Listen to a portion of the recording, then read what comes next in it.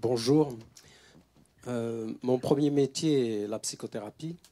Psychothérapie par l'abord corporel.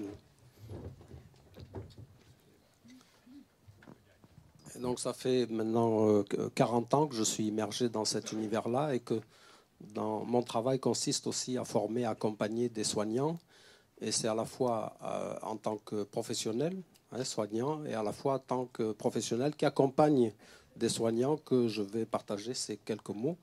Et je crois que comme on a très peu de temps, je vais aller directement à la fin de mon propos et je vous dis merci.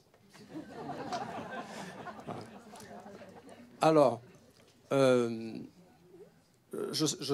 commencé un livre dont le titre serait quelque chose comme Comment soigner son psychothérapeute ou son médecin. Ouais.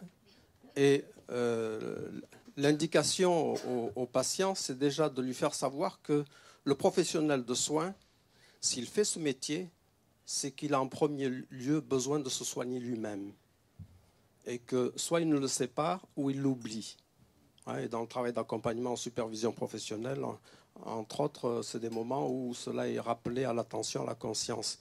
Je suis effaré par le nombre de... J'ai une amie médecin qui a été dans un congrès il y a 2 ou 3 ans à Lausanne et il y avait un état des lieux de la santé des médecins et elle n'est pas réjouissante. Les burn-out, les taux de suicide sont assez importants et pour les soignants d'une manière générale. Et moi j'ai eu la chance, il y a bientôt 40 ans de cela, de travailler très tôt avec des praticiens qui étaient au fait de la question de l'usure professionnelle et du burn-out.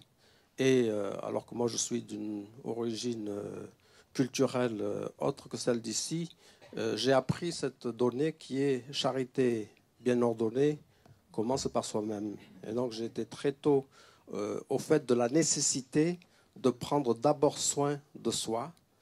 Et l'approche dans laquelle j'ai été mobilise, et je suis toujours mobilise le corps, et je me rends compte que dans la société dans laquelle on est, même si le corps est exhibé, même s'il est palpé, il passe par les différentes technologies, le corps qui nous concerne vraiment n'est pas là.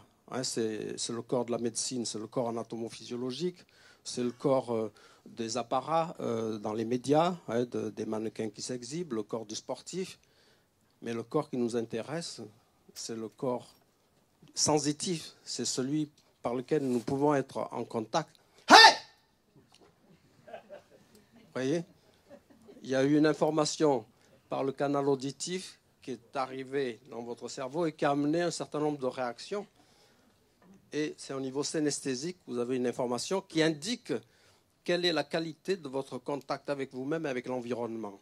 Et ce niveau-là que j'appelle le 6e sens, c'est le 6e sens. Il n'est pas cultivé ici, il est même occulté. Avec la toile de fond judéo-chrétienne du corps tabou, du corps péché.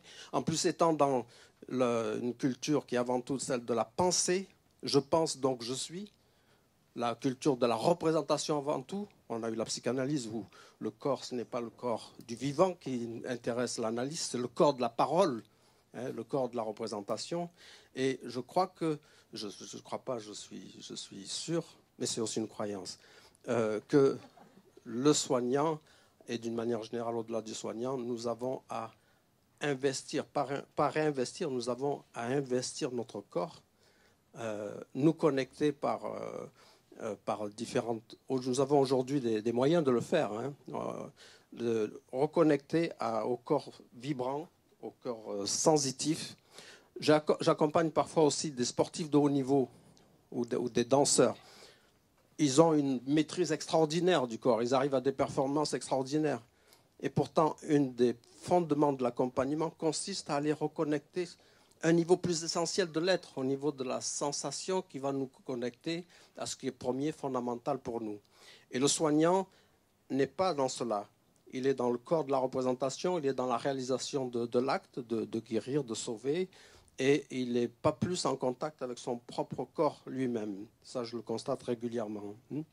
Donc, je vous passe comme information que cette mission, si vous acceptez de l'accomplir, à partir de maintenant, consistera à vous donner rendez-vous avec vous-même et commencer à vous dire que peut-être j'ai intérêt à bien prendre soin de moi, et mieux je prendrai soin de moi, eh bien mieux je pourrai prendre soin de l'autre. Voilà, j'ai essayé de parler très très vite, de concentrer mes propos.